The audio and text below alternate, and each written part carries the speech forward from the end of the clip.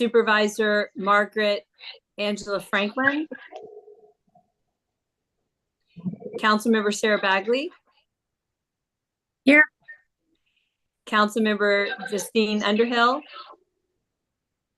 Here. Councilmember John Steele. Councilmember Ralph Smith. Here. Vice Mayor Alana Menzing.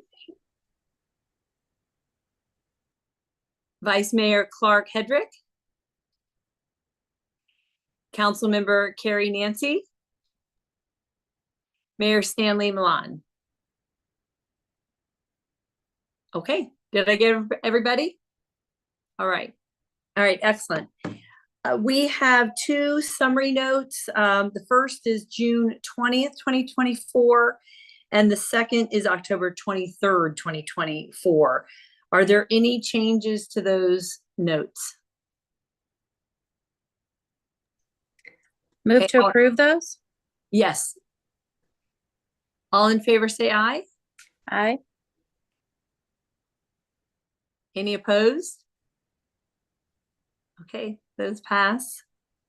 I would say aye also. All right, discussion is projects with cost underestimates and overruns, and that's Mr. Longy. Thank you, Mayor Colbert. Make sure everybody knows, I am the authority CFO, and I was with the committee last month to talk about this issue, but recognizing there were a number of people who were not able to participate in that discussion, I want to briefly recap. In July, the authority staff were requested to come back to the authority in December with a policy to address cost overruns. Mm-hmm. We have gone through several committee meetings, different committee meetings, been back to the authority. What you have in your packet is the authority meeting material from last week. Rather than go through all of that, I will quickly recap because we've made progress. The first thing to note is this is not the first time this question has come up. It came up in 2015, and at that time, the authority did start working on establishing a contingency reserve for overruns. Through 2015, I believe July 2015 through October of 2016, an advisory panel that was convened by the CEO as well as the Finance Committee tried to grapple with this issue. The end result was essentially, we shouldn't be doing this. So the contingency reserve for overruns was liquidated, and those monies were moved back into the regional revenue reserve, or regional revenue fund. But we did not establish a policy at that time to fund or not fund cost overruns. The most recent trip back to the authority, I had to kind of, through a discussion item, get a sense of direction from the authority as to what direction we go in developing a policy.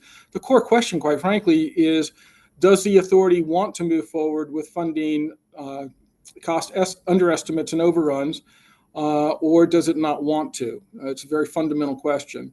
I believe it's very fair to recap that the authority really showed no interest in funding cost underestimates and overruns. We went further to also include transfers in that discussion. So if we go to page 2 of the staff report, Haroon, and I'll start with there. So the discussion item was, which direction do we go as we start to develop a policy and work those policy questions through the various committees.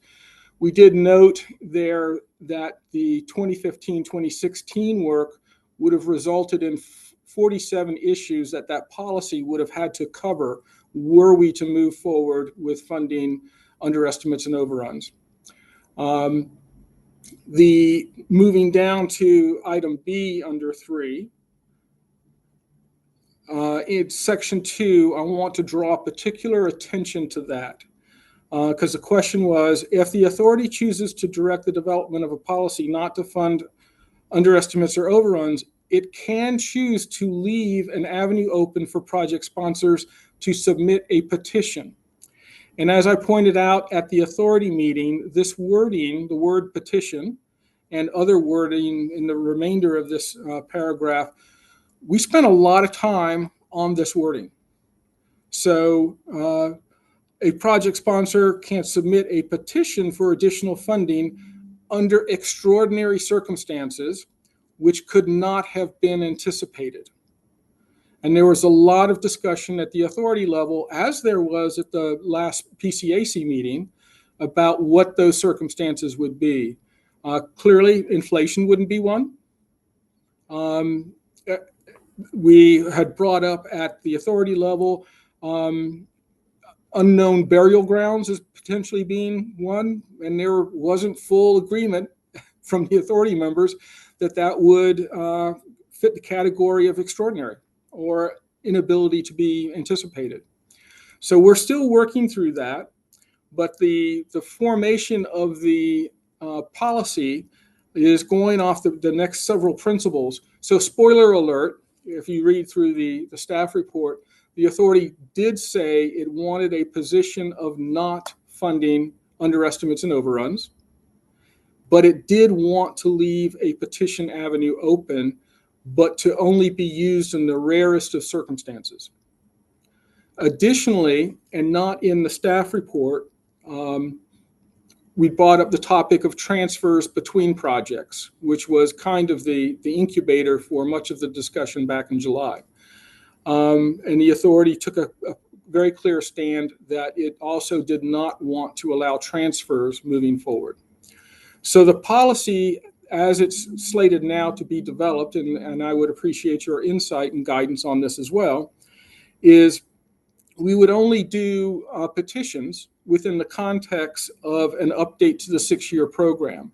What that does is it makes sure that we are in compliance with our legal mandates. So essentially, petitions could only occur every 2 years. And those projects would be examined, the projects with petitions would be examined along with the slate of new project applications through a call for projects, and then through the regular committee work that the PCAC participates in as recommendations go forward to the authority. Petitions would be submitted to the CFO and to the Principal Transportation Planning and Programming. What that does is it gives us an orderly avenue to make sure that we are aware of it, and then we will structure a process that will be blended with the 2-year update project evaluation. The progress of the petition reviews will be dependent upon the promptness, completeness, clarity of the projects. These are we anticipate that these are going to be complex issues. If we're leaving this to only extraordinary and circumstances that could not have been anticipated, if a petition comes forward, we expect it to be fairly complex. We did note in the discussion with the authority and in the prior PCAC meeting, there's the potential for $1 billion worth of underestimates or overruns, give or take 200 million. I hate having to be that vague as a CFO on numbers at large, but that's essentially where we are. We also discussed that if we were to fund the underestimates and overruns, the authority would need potentially 4 additional staff people at a cost and consultant services at a cost of about $1 million a year. We put in there the provision for the use of independent outside on-call consulting services. Those services would be paid for by the project sponsor. And that would eliminate the need for us to preemptively hire full-time staff for a level of petitions that we have no idea what will come. I mean, the position of the authority is don't ask us, but if you really feel you have to ask us, they're leaving an avenue for that question to come up.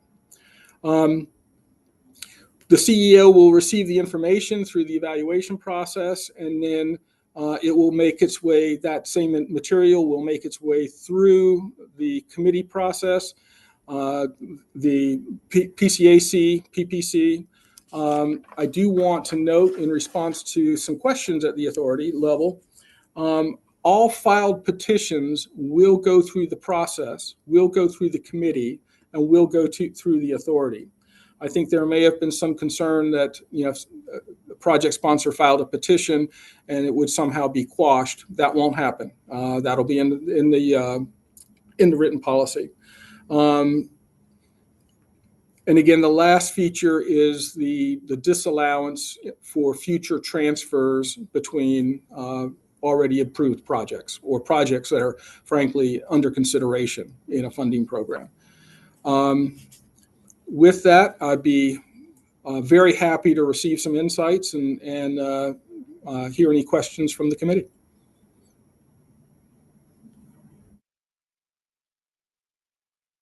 Okay, does anyone have a question?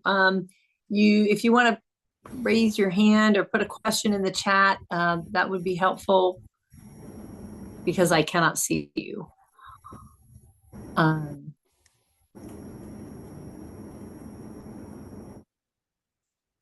have a question. So if you don't fund the overruns, overestimates, you would just fund the project for what it was estimated to be, and then the town or city or county would have to fund the rest, or would the whole project be canceled? No, we would fund the approved amount that the authority approved for funding. Yeah, that's what I thought. Okay. Yep. Yeah. Okay. Anyone else? Any questions? Don't see any hands up. I think Board Member Walkinshaw. Oh, yes, please. Please. Yeah, Mike, obvious, and I wasn't at the last authority meeting, but I was at the one previous to it. Obviously, the kind of definition of extraordinary circumstances is a challenging one, as you outlined. I'm not quite sure how one would determine what's extraordinary and what isn't. Certainly, there are those who would argue the inflation we've experienced over the last couple of years is extraordinary, but it seemed like there was a sense explicitly not to allow the petition process to fund overruns related to just inflation. But I guess a question I have, you mentioned kind of the total figure of cost overruns that we could be on the hook for if we open that floodgate even further. And we've also had this, conversation about NVTA funded projects that aren't moving forward for whatever reason. I do have this kind of fear in the back of my mind that there's a big list of projects that have received NVTA funding for which the costs have now gone up significantly because of the inflation we've experienced, and localities haven't been able to fill that gap. So those projects are now sitting on the shelf or delayed. Do you have a sense of whether that's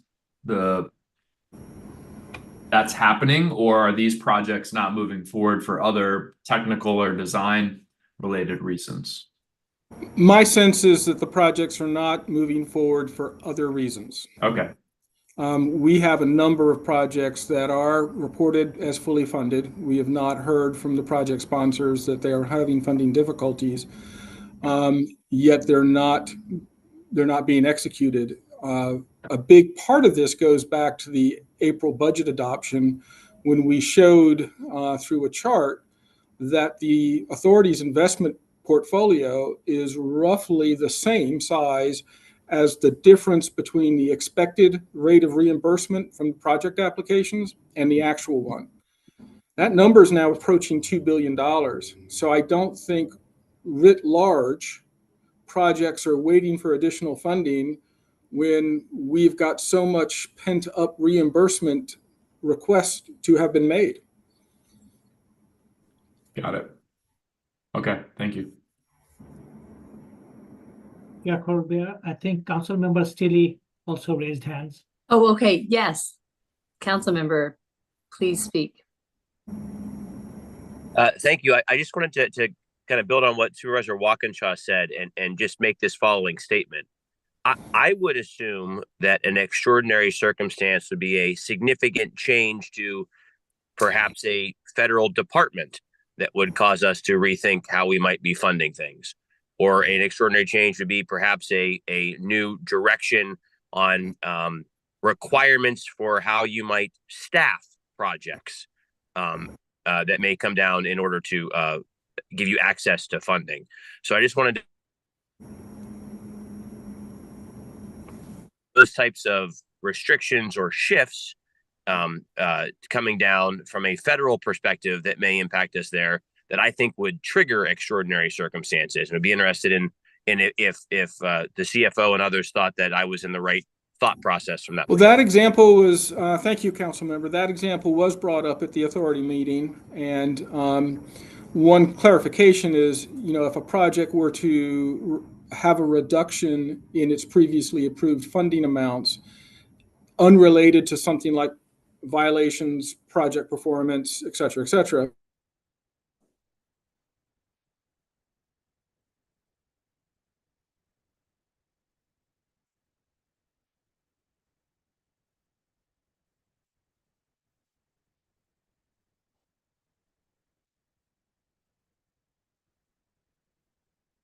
Okay, did we lose?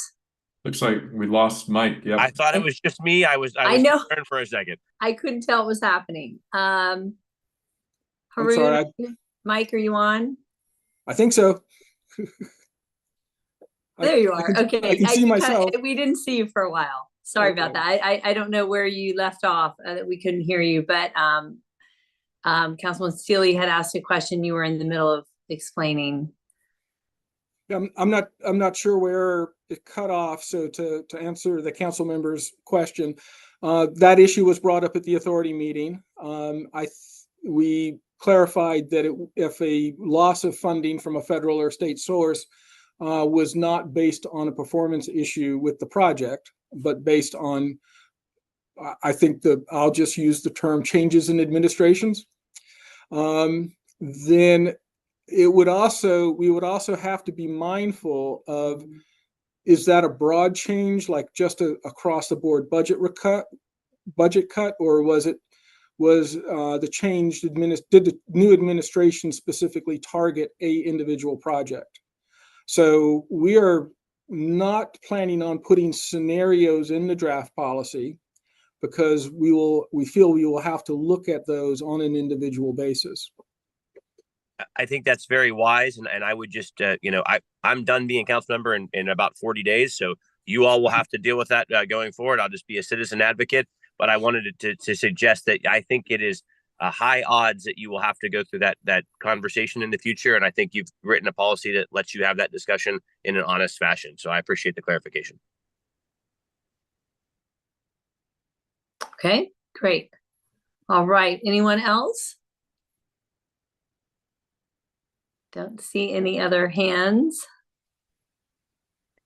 I would just second James's comment about inflation. I think, if you're in a hyperinflation environment, which we haven't quite gotten to, but we got a little reminder that it can happen, I think we could see a pretty significant challenge to our projects. So I don't think that meets the extraordinary circumstances here, but I think it would be a significant concern. And so that would sort of push me back towards option A, I guess.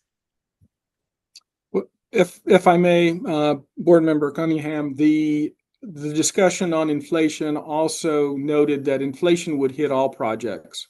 Mm-hmm. For the authority's 6-year revenue estimates, when we presented that and it was adopted by the authority, we actually put in the probability of a recession. And I think if you have a project that is anticipated to take 2 years to complete, your risk of inflation is relatively quantifiable. If you have a project that has 6 years to complete, we've gone through decades of very low inflation. Then, as you noted, we suddenly hit double digit. And much of our population is not my age, so has never seen double-digit inflation before, up until they're experiencing it for the first time in their professional lives recently. Yeah, that's a good point. I mean, it's going to hit all the projects. So how do you, I think, I don't know. I think I would tend to agree with not funding the cost of estimates. I know that sounds, I mean, I understand extraordinary circumstances, but I don't know how you would say inflation was, because it's going to affect everybody. So then, But you know, if you fund one, then the other one's not going to get funded, I guess, you know, and that just doesn't seem right. I don't I know. believe the word unique is also entering into the draft policy. Right. That's good. Other comments or questions?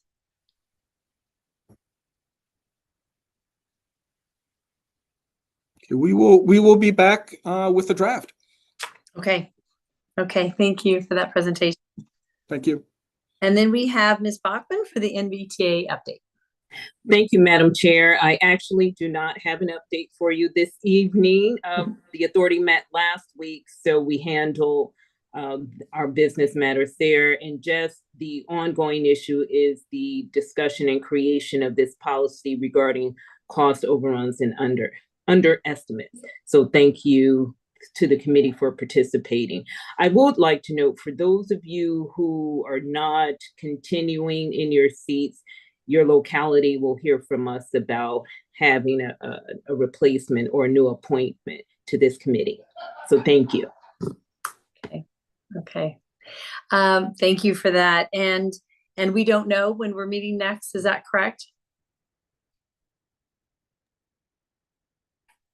Ms. Bachman, or we don't know when the next meeting. Arun, are we in the Arun? process of trying Arun? to schedule? Yeah, that's correct, Chair Colbert. At the onset of the calendar of this calendar year, we identified November and December to be determined due to holidays. So right now we don't have a date for December. Okay, but we will be meeting. I would invite Keith, if you're available, to make any comments on future needs when this committee may convene. Well, I will just say we are working on the draft policy now. So part of it is on us. We do have the policy in draft. We're vetting internally. Actually, immediately or 7 p.m. tonight, we are meeting with the technical advisory committee. So it is our hope to have a December meeting, but we are being very conscious and cognizant that there are really only 2 good weeks in December before you run into the holidays. Right. Okay. Well, I'll look forward to hearing from you all. You'll let me know. Okay. All right. Any other comments from anyone or questions? Okay. Is there a motion to adjourn? So moved. All right. Everyone have a wonderful evening. Good to see you. Bye-bye. Thank you, Chair Colbert.